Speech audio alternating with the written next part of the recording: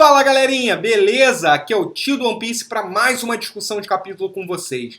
Capítulo 801 foi show de bola e tem alguns pontos importantes que eu queria ressaltar e falar sobre o capítulo. Antes de qualquer coisa, eu queria pedir para vocês darem uma olhada nos meus parceiros e eu tô com um parceiro novo, One Piece World, dá lá uma conferida, dá seu curtir e siga lá no Facebook a comunidade deles. Sem mais delongas, vamos começar. Galera, os pontos que eu quero retratar aqui do capítulo 801 são bastantes, mas eu vou passar rápido pela maioria deles. Primeiro, os revolucionários se fortalecendo. Tá? No começo do capítulo, a CIP0, que também é outro ponto que eu vou comentar, estava lá em Dressrosa e perceberam que as armas já foram todas saqueadas de Dressrosa. As armas que provavelmente estavam indo para o submundo, enfim, que passavam ali pelo porto do Joker.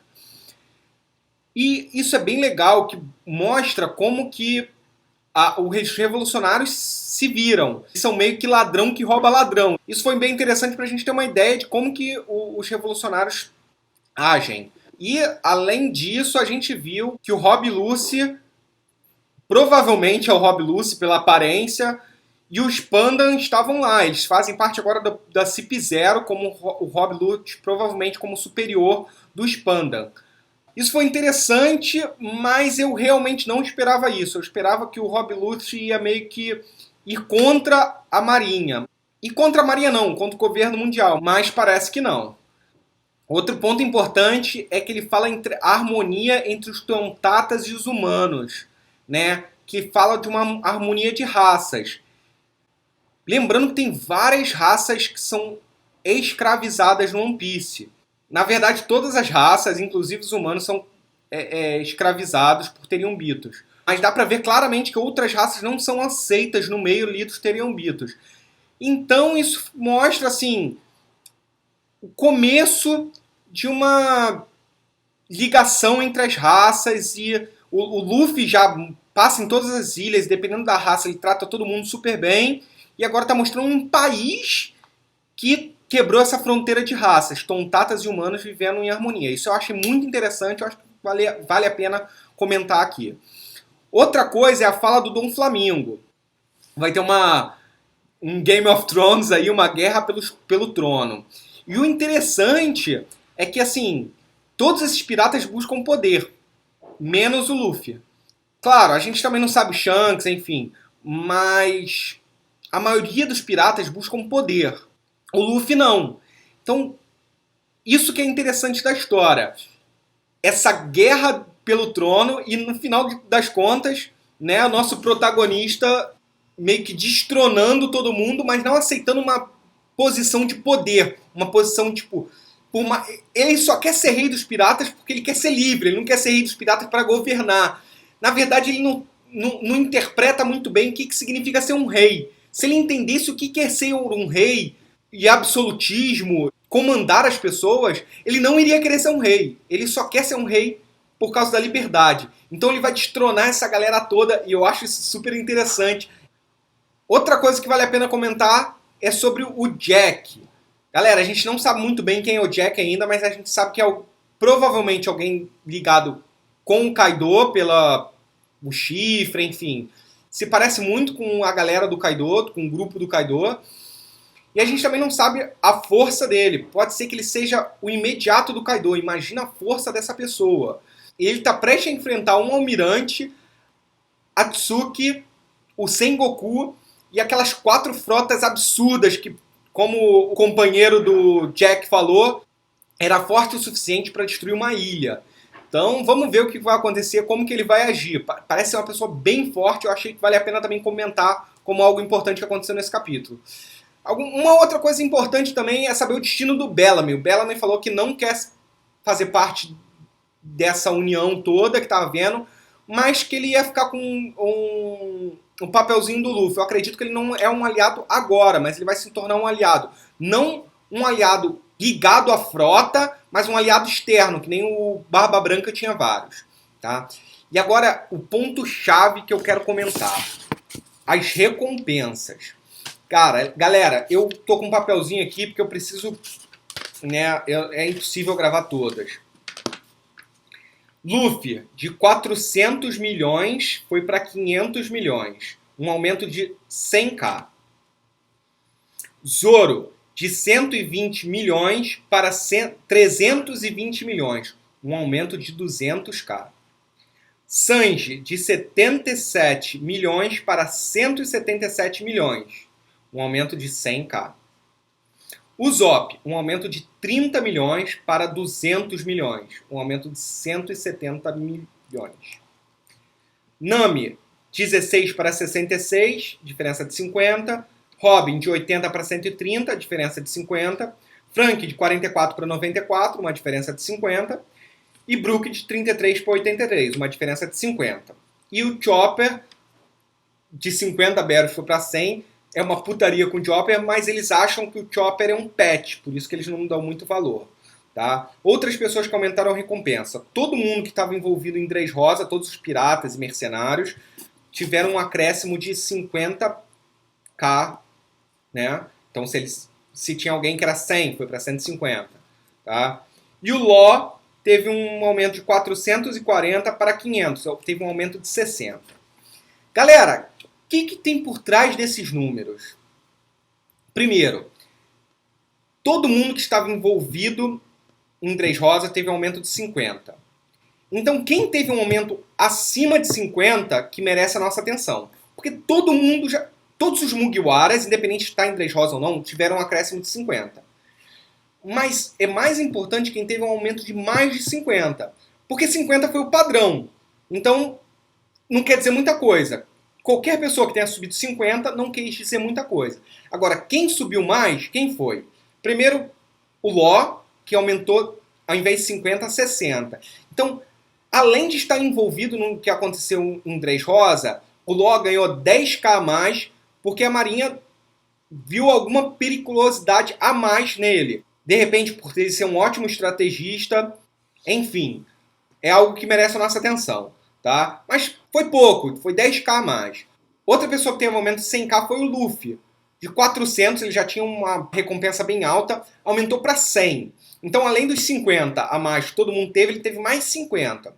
Isso quer dizer que a Marinha está bem preocupada com o Luffy. 500 milhões é muito alto. Tá chegando no nível das pessoas tops. Eu achei que poderia ser mais, 550, no meu ver. Mas a Marinha está reconhecendo o quão forte é o Luffy.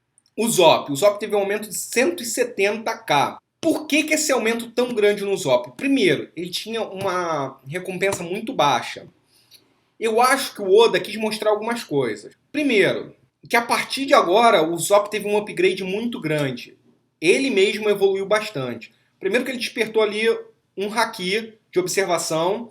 E segundo que ele teve uma participação muito importante no arco. Ele sozinho quebrou o encantamento da Sugar. Isso parece ser pouco, mas além disso, todo mundo ali viu o Zop como um seguidor. Que importância tem isso? Normalmente, quem são as pessoas que têm seguidores? São pessoas com carisma muito grande. E carisma é algo muito perigoso, porque faz com que as pessoas mudem e te sigam. Então o Zop tem isso. E isso é muito perigoso. Então eu acho que, por mais que pareça uma brincadeira do Oda, eu acho que ele quer mostrar isso. A influência de uma pessoa é perigosa para quem está no poder. Você não precisa ser o mais forte para ter um poder muito grande.